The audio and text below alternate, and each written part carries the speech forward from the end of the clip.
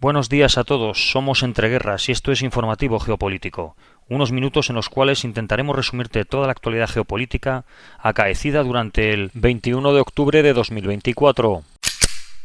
Según el Kyiv Post, soldados norcoreanos que intentaron huir de sus posiciones en la región de Kursk, en Rusia, podrían ser enviados a participar en asaltos frontales contra las fuerzas ucranianas. Fuentes de la Dirección Principal de Inteligencia de Ucrania, HUR por sus siglas en ucraniano, han informado que 18 soldados norcoreanos fueron detenidos por las fuerzas rusas en el distrito de Komarisky, en la región de Briansk, tras intentar escapar. Supuestamente eran parte de un grupo más grande que incluía 40 instructores norcoreanos y unos 50 soldados rusos que se encontraban haciendo instrucción en una zona forestal cerca de Kolyachik, en Kursk. El Kyiv Post no ha podido verificar esta información de forma independiente. Corea del Sur ha anunciado que ha convocado al embajador ruso, Georgi Zinoviev, exigiendo la retirada inmediata de las tropas norcoreanas presuntamente entrenadas para combatir en Ucrania. Durante la reunión, el viceministro surcoreano, Kim Hong-kyung, expresó su preocupación y advirtió que Seúl tomará todas las medidas que considere necesarias. Zinoviev aseguró que transmitiría las preocupaciones, pero afirmó que la cooperación entre Moscú y Pyongyang respeta el derecho internacional, sin confirmar las acusaciones sobre el envío de tropas norcoreanas. Pyongyang no ha comentado nada sobre estas afirmaciones. En este sentido, el secretario general de la OTAN, Mark Rutte, y el presidente de Corea del Sur han discutido la cooperación entre la OTAN y Corea del Sur, destacando la importancia de la seguridad en regiones euroatlántica e Indo-Pacífica. Durante la conversación, Rutte advirtió que la participación de tropas norcoreanas en el conflicto de Ucrania representaría una escalada significativa en el mismo. Ambos líderes subrayaron la conexión entre la invasión rusa en Ucrania y la alianza militar entre Rusia y Corea del Norte, lo que según ellos pone en riesgo el orden internacional y amenaza la paz global, incluyendo la estabilidad en la península de Corea. La inteligencia militar ucraniana ha informado sobre la muerte de Dmitry Vladimirovich Golenkov, piloto de bombardero pesado del ejército ruso, según el comunicado, en el pueblo de Suponevo, cerca de Briansk. Acusan a Dmitry de ser un criminal de guerra e informan que su cuerpo ha sido encontrado con múltiples heridas en la cabeza, probablemente causadas por un martillo, según el comunicado del ejército ucraniano. Según un análisis del Business Insider, la guerra en Ucrania ha subrayado la importancia crítica de la artillería en el campo de batalla, donde se estima que el 70% de las bajas ucranianas han sido causadas por los bombardeos rusos, una cifra superior a la que se vio en las guerras mundiales. Rusia ha acumulado un vasto arsenal de artillería, con 4.780 piezas de artillería de tubo y 1.130 lanzacohetes múltiples desplegados en Ucrania hasta principios de 2024, según los informes ucranianos. La capacidad de Rusia para disparar hasta 10.000 proyectiles por día contrasta drásticamente con la limitada capacidad ucraniana, restringida a menos de 1.800 disparos diarios debido a la escasez de municiones. Esta situación otorga a Rusia una ventaja decisiva en el conflicto, particularmente en regiones como Donetsk, donde la artillería ha permitido avances rusos a pesar de las significativas pérdidas humanas. La necesidad de Ucrania de neutralizar la artillería rusa es crucial para evitar ser asfixiada por los bombardeos constantes. Un equipo de expertos del Royal United Service Institute y el Open Source Center sugiere una alternativa estratégica: interrumpir la cadena de suministro que mantiene la artillería rusa en funcionamiento. Debido al alto consumo de municiones y el desgaste rápido de los cañones, Rusia depende de una cadena de suministro compleja para reabastecer sus armas. Los expertos proponen que en lugar de centrarse solo en sanciones contra tecnología avanzada, como los microchips, los esfuerzos deberían dirigirse a bloquear los insumos clave que sostienen la producción y el mantenimiento de la artillería rusa. Otro artículo, esta vez en Al Jazeera, informa que durante este año el ejército ucraniano ha registrado un número récord de deserciones, con al menos 30.000 casos. Esta cifra supera con creces las del año pasado, cuando muchos ciudadanos y extranjeros se unieron voluntariamente para combatir a Rusia. Los desertores enfrentan penas de prisión, aunque algunos prefieren esta opción a un servicio militar indefinido. El Parlamento ucraniano despenalizó temporalmente los intentos de deserción si los implicados aceptan volver al servicio. La baja moral, el agotamiento físico y mental y la falta de armamento adecuado son las principales razones detrás de estas deserciones. Los soldados informan luchar sin relevos adecuados, con municiones insuficientes y armamentos deficientes, lo que agrava la situación en el campo de batalla.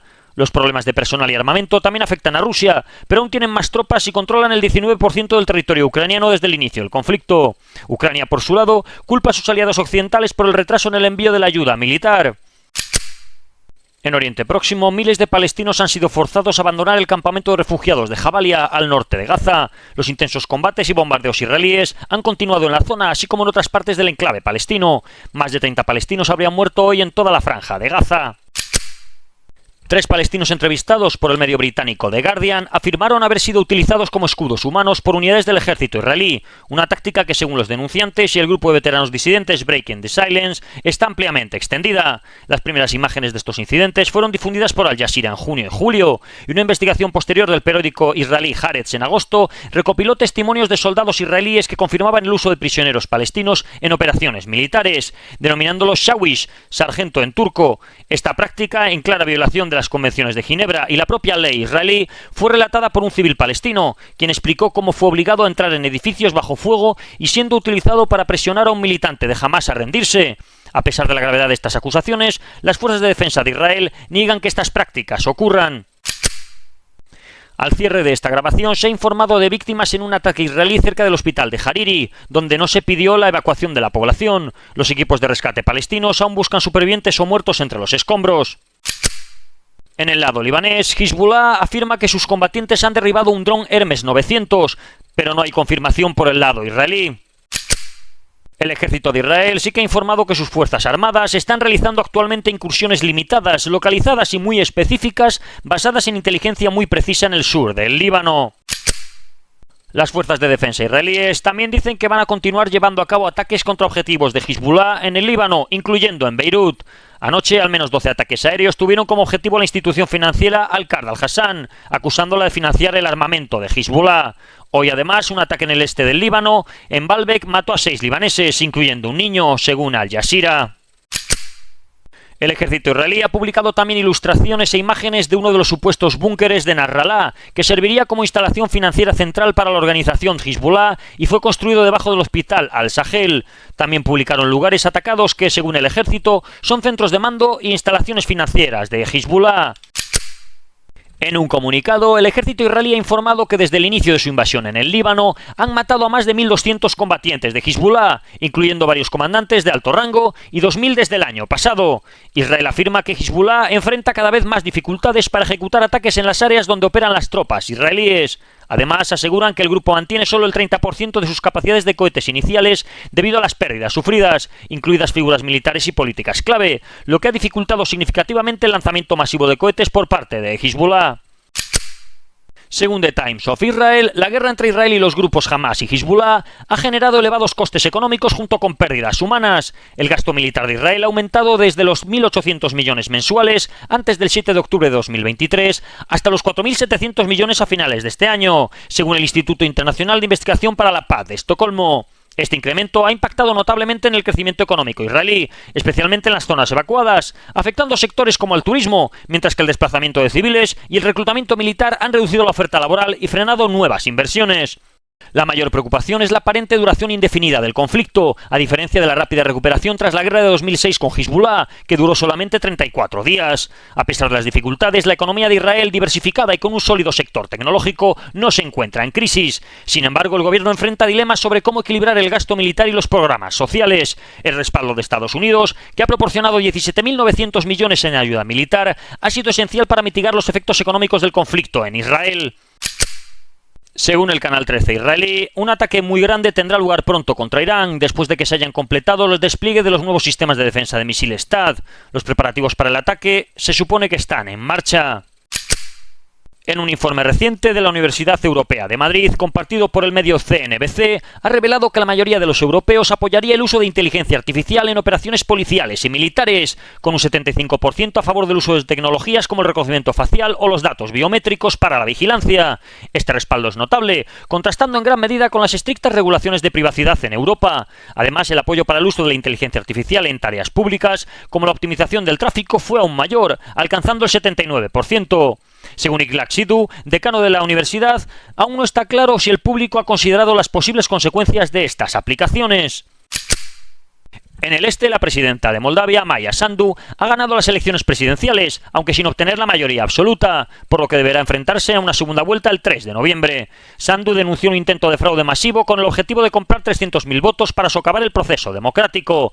Paralelamente, en el referéndum sobre la adhesión a la Unión Europea, el sí ha ganado por un estrecho margen, con el 50,39% de los votos. La Comisión Europea ha acusado a Rusia de interferir tanto en las elecciones como en el referéndum. En la región autónoma de Gagauzia, por otro lado, mayoritariamente pro Bielorrusa, las críticas se han centrado en la desigualdad de condiciones para votar en la diáspora residente en Rusia frente a las de los países occidentales. Según el ministro de Exteriores ruso, países como la India, Brasil o los representantes de África deberían estar presentes de forma permanente en el Consejo de Seguridad desde hace mucho tiempo. Según él, esto es necesario para garantizar la representatividad, la representación de la mayoría mundial.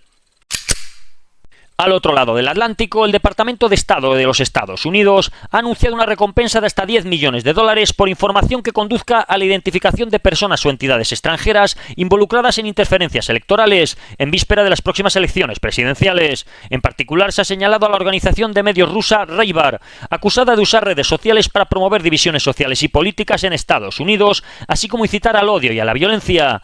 El anuncio destaca que Raybar estableció un canal en la plataforma X llamado Texas vs USA, que supuestamente utilizó para explotar temas como la inmigración indocumentada en Texas. También se menciona el uso de hashtags como Hold the Line o Stand with Texas para difundir propaganda prorrusa. Además, el Departamento de Estado afirma que Raybar recibe fondos de la empresa de defensa rusa Rostec, que fue sancionada ya por el Departamento del Tesoro de los Estados Unidos en 2022. En Asia, el destructor de misiles guiados de la clase Harrisburg, USS Higgins, y la fragata de clase Halifax de la Marina Real Canadiense, HMCS Vancouver, han realizado un tránsito de rutina por el estrecho de Taiwán. Según un comunicado del Mando Indo-Pacífico de los Estados Unidos, el tránsito del Higgins y el Vancouver por el estrecho de Taiwán ha demostrado el compromiso de Estados Unidos y Canadá de defender la libertad de navegación para todas las naciones como un principio básico. En África, las fuerzas de apoyo rápido sudanesas han anunciado el derribo de un avión de combate extranjero que, según ellos, luchaba contra la milicia Burhan sobre el estado de Darfur del Norte. Según ellos, dicho avión arrojó decenas de barriles explosivos sobre las cabezas de civiles inocentes en varias ciudades de Sudán. Por otro lado, según Sudan War Monitor, las fuerzas de apoyo rápido podrían haber derribado de forma accidental un avión de carga de su aliado de Emiratos Árabes Unidos al confundirlo con un avión enemigo. En este sentido, el medio ruso TASS ha informado que se está investigando la posibilidad de que en ese avión de carga viajasen ciudadanos rusos. Según MASH, en el avión podría viajar Víctor Granov, ingeniero jefe de Airline Transport Incorporation, una empresa emiratí. Una delegación encabezada por el jefe adjunto del Estado Mayor de las Fuerzas Armadas de Armenia ha participado en la conferencia de consejos de seguridad de la OTAN en Marruecos, en la que se han analizado la evaluación del nivel de interoperabilidad con las fuerzas de la alianza en el marco de las misiones internacionales. También se han discutido cuestiones de cooperación, incluyendo las relacionadas con la siguiente etapa de evaluación de la cooperación mutua. Y esto ha sido todo por hoy. Si queréis profundizar en las noticias que hemos comentado, leer alguna de ellas o visualizar diferentes vídeos de actualidad, os recordamos que estamos en la aplicación Telegram, con nombre de usuario @entre_guerras. Que tengan un buen día y recuerden el main.